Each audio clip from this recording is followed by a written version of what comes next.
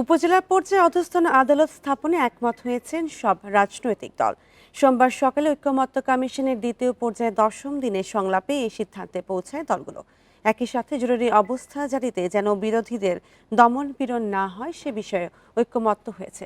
সংশোধন করা হবে সংবিধানের 141 ধারা। এদিকে সংলাপে সাংবিধানিক কাউন্সিল গঠনের বিরোধিতা করেছে বেশিরভাগ দল। সোমবার সকালে রাজধানীর ফরেন সার্ভিস একাডেমিতে শুরু হয় জাতীয় ঐক্যমত্য কমিশনের দ্বিতীয় পর্যায়ের 10ম দিনের সংস্কার আলোচনা। উপজেলা অধস্তন আদালতে স্থাপনের প্রস্তাবে একমত হয় সব রাজনৈতিক দল।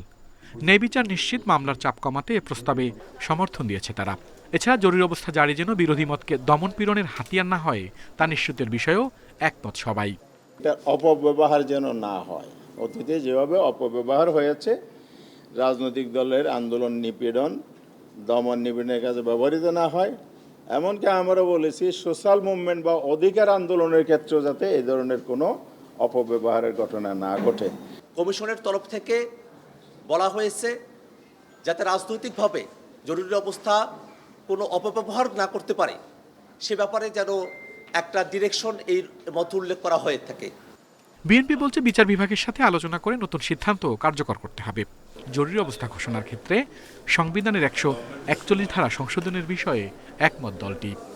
একই জটিলতা যাতে সামনে আবার না পড়তে হয় সেজন্য আমরা বলেছি বিচার বিভাগের সাথে আলোচনা করে তাদেরকে সম্পৃক্ত করে এবং সেই সম্পৃক্ততার মধ্য দিয়ে যাতে একটা সমাধানে আসা যায় সেজন্য তাদের সাথে আলোচনা করতে হবে। সেই আলোচনার দায়িত্ব আমরা বলেছিলাম জাতীয় ঐক্য কমিশনের এবং সরকারের।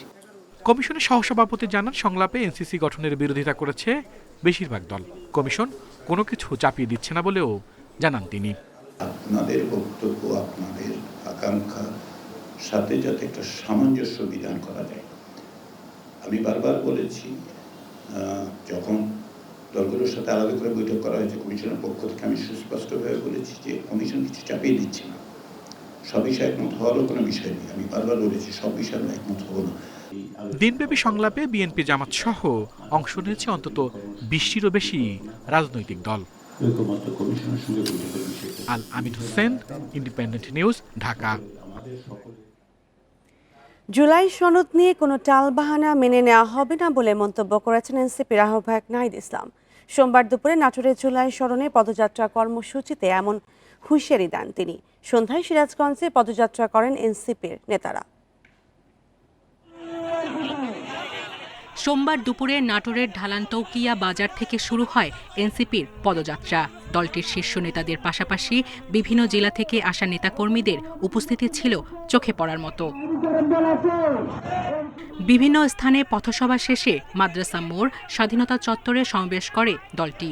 সেখানে জুলাই সনদ নিয়ে কোনো টালবাহানা মেনে নেওয়া হবে না বলে হুঁশিয়ারি দেন দলটির আহ্বায়ক নাহিদ ইসলাম।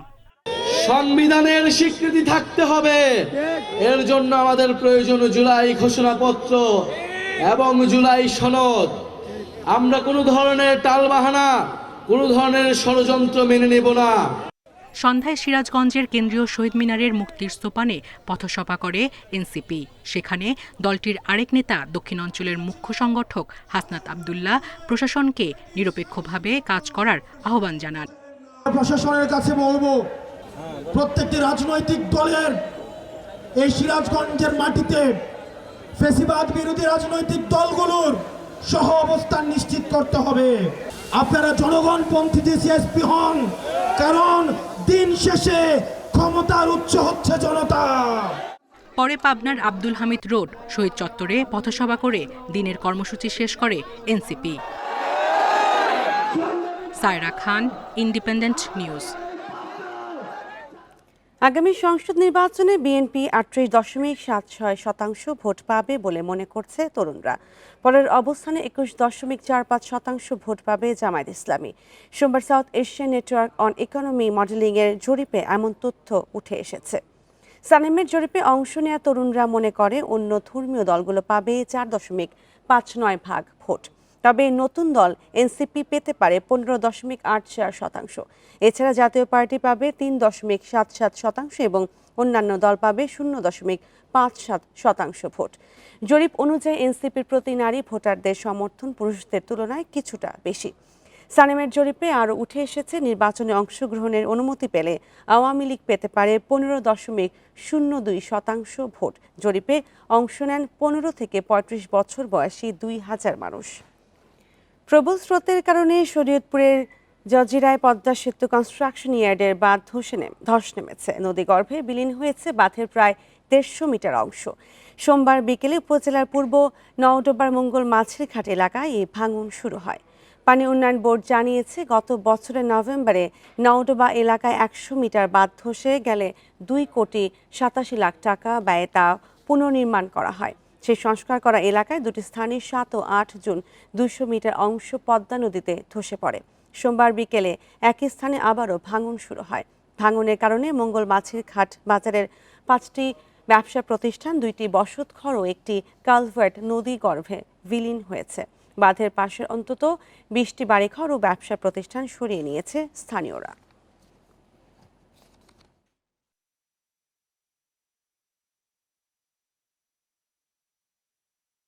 দোকানপাট নদীগর্ভে চলে গেছে অলরেডি 3-4টা, আর 10-15টা ঘরের মতো আছে যারা ভেঙে চিরা নিয়ে গেছে। মাল সামানা সব নদীতে নিয়ে যেতেছে। একটা মানুষ আমরা পরিচিতি কিভাবে বাঁচবো? বর্তমানও ভাঙন অব্যাহত আছে। প্রায় 20-30টা বাড়ি প্রস্তুতি নিতেছে, সবাই মাল সামানা সরিয়ে দূরে নিয়ে যেতেছে। আর এই বিষয়ে আরও জানাতে শরীয়তপুর থেকে যুক্ত হচ্ছেন সহকর্মী সগীর হোসেন। সগীর হোসেন, এই ধসের ব্যাপারে পানি উন্নয়ন বোর্ড কি বলেছে এবং এলাকাবাসী এখন কতটা ক্ষতির মুখে?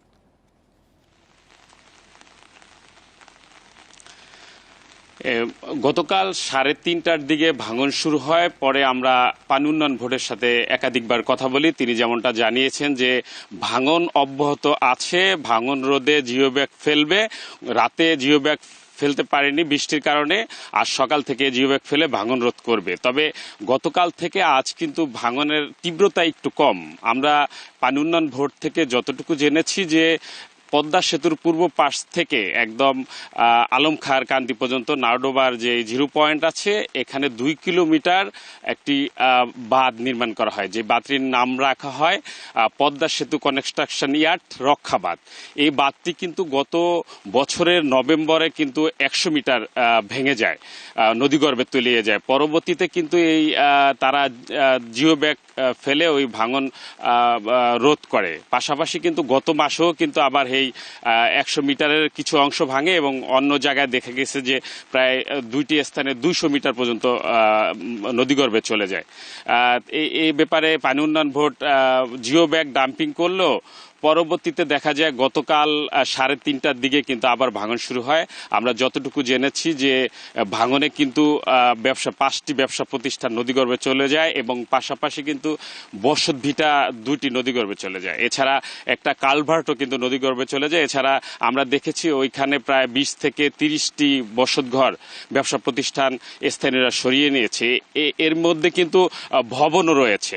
পাশাপাশি তাদের সাথে আমরা কথা বলেছি যারা ভাঙনের শিকার হয়েছেন, তারা বলেছেন যে দ্রুত যদি ভাঙন রোধে ব্যবস্থা না নেয় পানি উন্নয়ন বোর্ড, তাহলে কিন্তু এই যে নাওডোবা ইউনিয়নটি রয়েছে, এই ইউনিয়নটি কিন্তু নদীগর্ভে চলে যাবে শীঘ্রই। এজন্য তাদের একটাই দাবি যে দ্রুত যেন ভাঙন রোধ করা এবং টেকসই যেন একটি বেড়িবাঁধ তৈরি করা হয় ওইখানে। এবং আমরা পানি উন্নয়ন বোর্ডের সাথে কথা বলেছি, তারা যেমনটা জানিয়েছেন যে এই ভাঙন রোধে কিছুক্ষণ পরেই তারা জিও ব্যাগ ডাম্পিং করবেন এবং ভাঙন রোধ করবেন, কিন্তু স্থায়ী বেড়িবাঁধের বিষয়ে তারা কিন্তু আমাদের কিছু জানাননি। আমরা দেখেছি ওইখান থেকে স্থানীয় যে লোকজন আছে এবং অন্য অন্য ইউনিয়ন থেকে লোক এসে কিন্তু এই যে বাড়িঘরগুলো সরিয়ে নিচ্ছে, সহযোগিতা করছে। আমরা দেখেছি যে উপজেলা প্রশাসন, জেলা প্রশাসন এবং পানি উন্নয়ন বোর্ডের কর্মকর্তারাও কিন্তু পরিদর্শন করেছেন। তো স্থানীয়দের যেই একটি দাবি যে স্থায়ী একটা বেড়িবাঁধ হোক এবং ভাঙন রোধে দ্রুত ব্যবস্থা নেওয়া হোক। এই ছিল ভাঙন নিয়ে সবশেষ। পদ্মা সেতু কনস্ট্রাকশন ইয়ার্ড বাঁধে ধস নেমেছে এবং সেই বিষয়ে জানাচ্ছিলেন সহকর্মী সগীর হোসেন। মেট্রো রেল স্টেশন এলাকায় দোকান বসানো নিষেধ, কিন্তু তা মানা হচ্ছে না। মিরপুর শাহবাগ সচিবালয়, মতিঝিল সহ বেশিরভাগ স্টেশনে চলছে রমরমা ব্যবসা। এসব দোকানের বিদ্যুৎ সংযোগও চরম ঝুঁকিপূর্ণ। এতে প্রতিদিনই ভোগান্তিতে পড়ছেন যাত্রীরা। এদের বিরুদ্ধে দ্রুত ব্যবস্থা নেওয়ার আশ্বাস দিয়েছে কর্তৃপক্ষ। ঝক্কি ঝামেলা কম, তাই দ্রুত জনপ্রিয় হয়েছে মেট্রো রেল। উত্তরা থেকে মতিঝিল রুটে প্রতিদিন চলাচল করে 4 লাখের বেশি যাত্রী। আমার চারপাশে দেখলে বাজার মনে হলো এটি আসলে মিরপুর 10 নম্বরের মেট্রো স্টেশনের নিচের চিত্র। এরকম অসংখ্য অবৈধ দোকানের কারণে সঠিক সময়ে স্টেশনে পৌঁছাতে বেগ পেতে হয় যাত্রীদের। যদিও প্রতিটি স্টেশনে মেমাটি পুলিশ রয়েছে। মেট্রো রেলের যাত্রীদের হয়রানির কারণ হয়ে দাঁড়িয়েছে ফুটপাতের ব্যবসা। অভিযোগ রয়েছে প্রভাবশালীদের নিয়ন্ত্রণে স্টেশনের নিচে বসছে অবৈধ এসব দোকান। ছিন্নমূলের উৎপাত আর অটোরিকশায় বিরক্তি তো রয়েছেই। প্রথমে দেখলাম 2-1টা দোকান আছে, এখন আস্তে আস্তে এখন তো পুরোপুরি জায়গাগুলো দখল করে এসেছে। এতে যাত্রীদের খুবই অসুবিধা হচ্ছে। মেট্রো ট্রেনের উপরের টুকটা অনেক সুন্দর, আর নিচের টুকে যে এগুলো দোকানের কারণে ভ্যানের কারণে জিনিসটা নোংরা লাগে। অভিযোগ স্বীকার করেছে মেট্রো রেল কর্তৃপক্ষ। বলছে এরই মধ্যে 2 জন ম্যাজিস্ট্রেট পাওয়া গিয়েছে। 1 মাসের মধ্যে আরও 4 জন যোগ দিবেন। শীঘ্রই উচ্ছেদ অভিযান চালানো হবে। ম্যাজিস্ট্রেটের পাওয়ার এখন আমরা 2 জন আমাদের কাছে পেয়েছি আমরা, আর বাকি 4 জন আমরা ইন্টারনালি অ্যাপ্রুভাল প্রসেস আছে, যেটা হয়তো মাসখানেক লাগবে আমাদের। তাহলে এক সময় গিয়ে 6 জন দাঁড়াবে আমাদের, তখন আমরা রেগুলার বেসিস এই মোবাইল কোডটা চালু করতে রাখতে পারবো। মেট্রো রেলের স্টেশন এলাকা পরিষ্কার রাখতে সিটি কর্পোরেশনকে আরও তৎপর হওয়ার আহ্বান কর্তৃপক্ষের। Shahid Ahmed, independent News, Dhaka. জুনের চেয়ে জুলাই ডেঙ্গুর প্রকোপ বেড়েছে। গত মাসে দিনে গড়ে 200 জন আক্রান্ত ছিলেন। সেখানে চলতি মাসের 7 দিনের হিসাবে গড়ে আক্রান্ত 357 জন, অর্থাৎ প্রায় দ্বিগুণ। এদিকে সোমবার এই রোগে আক্রান্ত 492 জন হাসপাতালে ভর্তি হন, যা এ বছরের সর্বোচ্চ। একদিনে মৃত্যু হয়েছে 3 জনের। এমন বাস্তবতায় জরুরি পদক্ষেপের তাগিদ বিশেষজ্ঞদের। সাধারণত জুলাই থেকে শুরু হয় ডেঙ্গুর মৌসুম। এ ধারাবাহিকতা রাখতেই যেন মাসের শুরু থেকেই পরিস্থিতি ভয়াবহ। 7 দিনে আক্রান্ত 2500, মারা গেছেন 6 জন। এর মধ্যে 3 জনের মৃত্যু হয় সোমবার। এ নিয়ে চলতি বছর প্রাণহানি 48 জনের। বর্তমানে হাসপাতালে ভর্তি আছেন 1354 জন। মশা তো উঠতে থাকে, রাত্রে ঘুমাইলে মশার ভিতরে মশারি টানাইলেও কাজ হয় না, মশা ঢুকে পরে। অত বেশি ভালো না। আমরা আসছিলাম যেদিন বৃহস্পতিবার দিন 161 নিয়ে ভর্তি হয়েছিলাম, 1,61,000। তো আজকে আরও একটু কমে গেছে, 1,10,000 হয়েছে। কিন্তু মেজর যে অনেকগুলো ওষুধ যেগুলো হচ্ছে সাধারণত সাপ্লাই দেওয়ার কথা, সরকারিভাবে অনেকগুলো অ্যাভেলেবেল থাকার কথা, কিন্তু সেগুলো নাই, অর্থাৎ ওষুধের সংকট আছে। বিশেষজ্ঞরা বলছেন দিন দিন পরিস্থিতি খারাপ হচ্ছে। কার্যকর পদক্ষেপ না নিলে চলে যাবে নিয়ন্ত্রণের বাইরে। বৃষ্টিপাত সারা দেশ জুড়ে হচ্ছে 1, 2 নম্বর ইতিমধ্যেই এডিস মশা সারা দেশ জুড়ে ছড়িয়ে গেছে গত 5-7 বছরে, এবং আমাদের ডেঙ্গু ভাইরাসও আনুপাতিক হারে ছড়িয়েছে। তার মানে হলো এখন আর শুধু ঢাকা সিটি কর্পোরেশন বা আমাদের সিটি কর্পোরেশনগুলোতে মনোযোগ দিলে হবে না, এখন আমাদের চিন্তা করতে হবে সারা দেশ জুড়ে। পরিস্থিতি সামাল দিতে ওষুধ ছিটানোর পাশাপাশি সচেতনতা বৃদ্ধিতে কাজ শুরুর কথা বলছে স্থানীয় সরকার বিভাগ। আমরা সারা দেশে অভিযান পরিচালনা করছি, মোবাইল কোড পরিচালনা করা হচ্ছে। মোবাইল কোড যদিও সমাধান নয়, আমরা চাচ্ছি মানুষকে সচেতন করে সকলকে একত্র করে এই কাজটা করার জন্য সারা দেশেই। আমরা ইউনো, জেলা প্রশাসক, আমাদের প্রশাসকদেরকে নির্দেশনা প্রদান করেছি।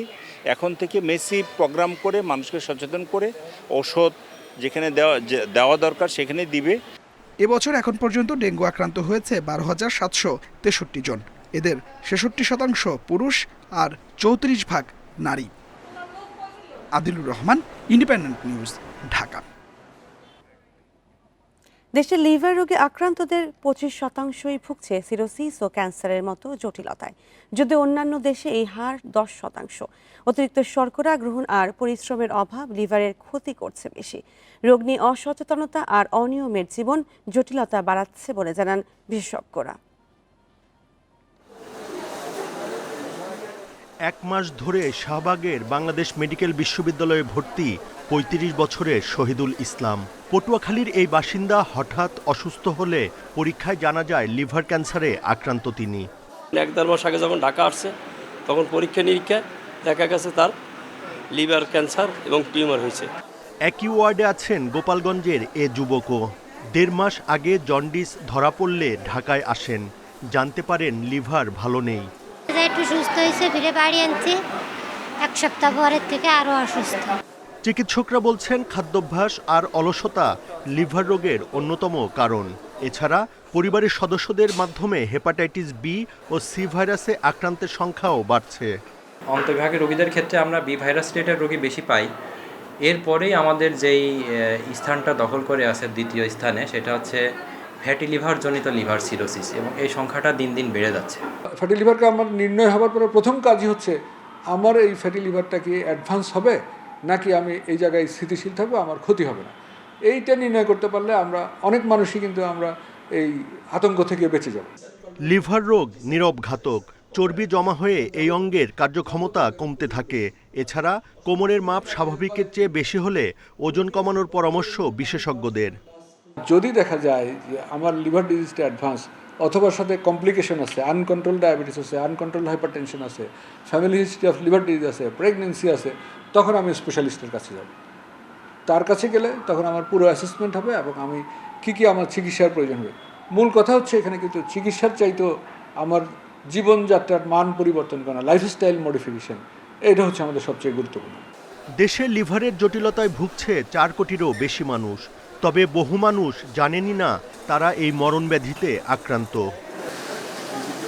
Buddhadeb Kundu, Independent News, Dhaka. বোরো ধানের চেয়ে খরচ অর্ধেক হয় দেশের বিভিন্ন এলাকায় আউশ চাষে আগ্রহ বাড়ছে কৃষকের। প্রতি বছরই বাড়ছে আবাদের লক্ষ্যমাত্রা। আবহাওয়া বিরূপ না হলে এই মৌসুমে ভালো লাভের আশা চাষিদের। তবে শ্রমিক খরচ ও সারের দাম নিয়ে বিপাকে তারা। মেহেরপুরে পর্যাপ্ত বৃষ্টি হয় এবার বাড়তি সেচ খরচ গুনতে হয়নি চাষিদের। বিঘা প্রতি 20 থেকে 22 মণ ধান পাওয়ার আশা তাদের।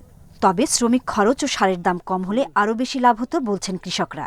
আউশ ধানে খরচ কম, এটা ঠিক যে উপর বৃষ্টির কারণে, কিন্তু বর্তমানে সারের যে বাজার, যে দাম, এতে চাষি কেউই ঠিক নাই। আচ্ছা, ধান বেচতে ধানের দাম পাইছে না, জন খরচ বেশি, সার দোকানে গেলে সারের দাম বেশি।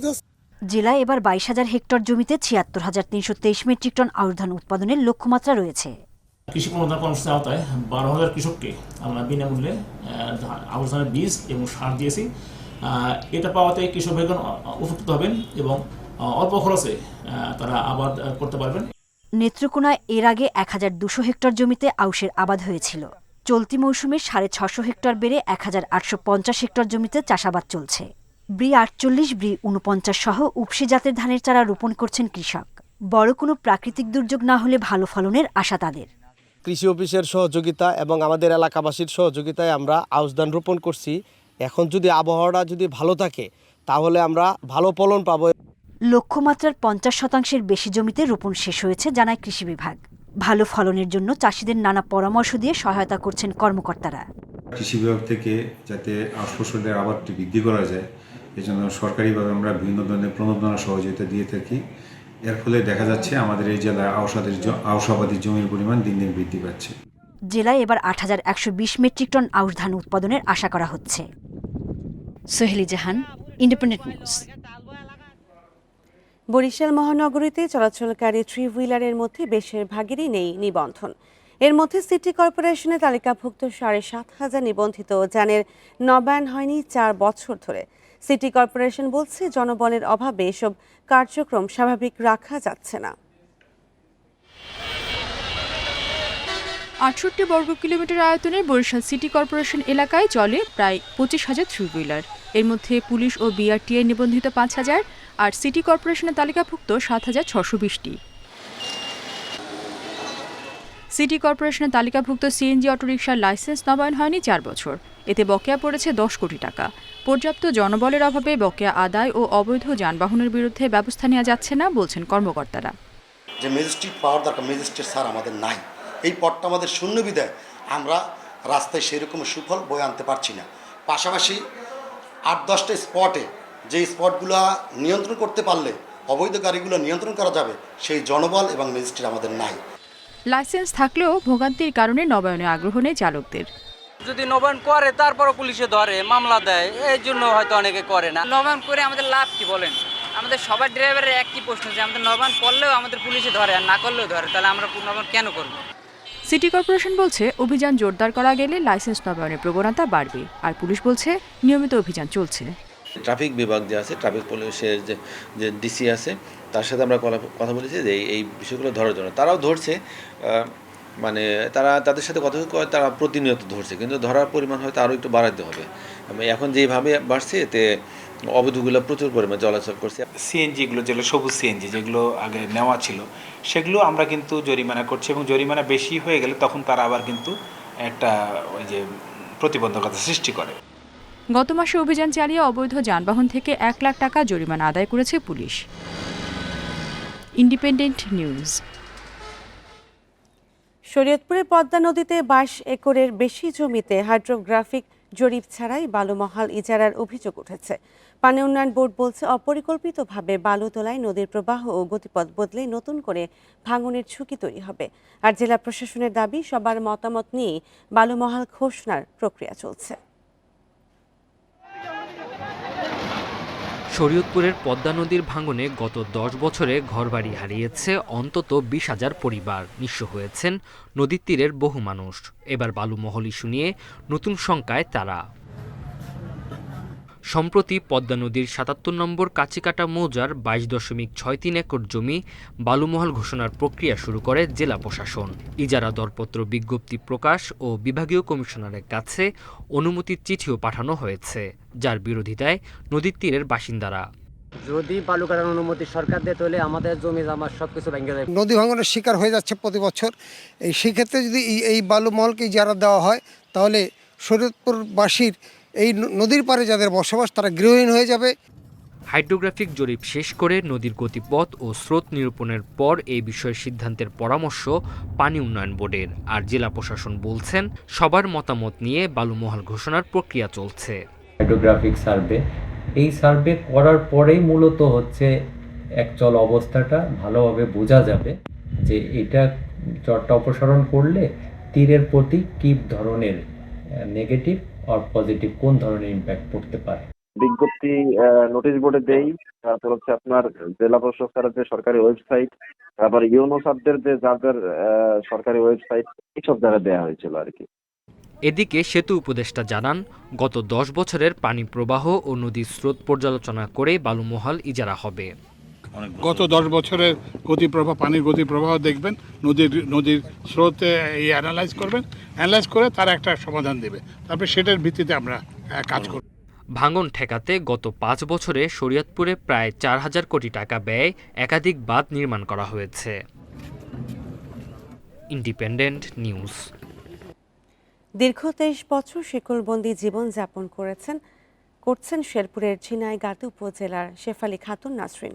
অর্থভাবে তার চিকিৎসা করতে পারছেন না অসহায় পরিবার। মানসিক ভারসাম্যহীন মেয়েকে নিয়ে দুর্বিষহ দিন কাটাচ্ছেন বিধবা রমেসা বেগম। শিকলবন্দি শেফালী খাতুন নাসরিনকে নিয়ে এভাবেই প্রতিদিন কাজে যেতে হয় মা রমেসা বেগমকে। পরের বাড়িতে কাজ করার সময় গাছে বেঁধে রাখা হয় তাকে। কাজ শেষে আবার একইভাবে নিয়ে আসা হয় বাড়িতে। 7 বছর বয়সে টাইফয়েডে আক্রান্ত হয়ে মানসিক ভারসাম্য হারিয়ে ফেলেন নাসরিন। এরপর 23 বছর ধরে শিকলবন্দি জীবন তার। পাবনায় মানসিক হাসপাতালে চিকিৎসার জন্য ভর্তি করা হলেও অর্থাভাবে তা শেষ করা যায়নি। 2.5 বছর আগে মারা যান পরিবারের একমাত্র উপার্জনকারী বাবা সোহরাব হোসেন। এরপর নাসরিনকে নিয়ে চরম অসহায় হয়ে পড়েছেন তার মা।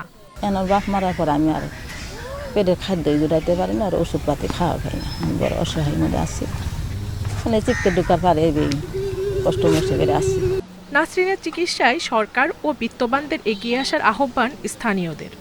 সাহায্য সহযোগিতা ওইরকম করার মতো কেউ করে না, দেহার মধ্যে দেখে না। এখন আমরাও গরিব মানুষ, আমরাও দিন কামাই করে দিন খাই। সরকারের সেটি আদায় আবেদন, তার জন্য চিকিৎসা করার জন্য কিছু টাকা পয়সা তার জন্য কী করে বলতে করে। সব ধরনের সহযোগিতার আশ্বাস দিয়েছেন উপজেলা নির্বাহী কর্মকর্তা। এছাড়া বিত্তবানদেরও এগিয়ে আসার আহ্বান জানান তিনি। স্থানীয় যে ইউনিয়ন পরিষদ চেয়ারম্যান রয়েছে তাকে নির্দেশনা দেওয়া হয়েছে আর যে বিভিন্ন ভাতার আওতায় তাকে আনার জন্য। পাশাপাশি আমাদের VWB থেকে তাই ওই মেয়ের মাকে সহযোগিতা করার জন্য এবং অন্যান্য যে সকল সরকারি সুযোগ সুবিধা রয়েছে সেগুলো আমরা ওই পরিবারকে দেওয়ার চেষ্টা করব। নাসরিনের অনিশ্চিত ভবিষ্যৎ নিয়ে দুশ্চিন্তায় দিন কাটছে মা রমেসা বেগমের। Independent news. আর এই ছিল এখনকার সংবাদে। ইন্ডিপেন্ডেন্ট টেলিভিশনের সব খবর বিস্তারিত জানতে চোখ রাখুন ফেসবুক, ইউটিউব ও এক্সে। ধন্যবাদ সবাইকে।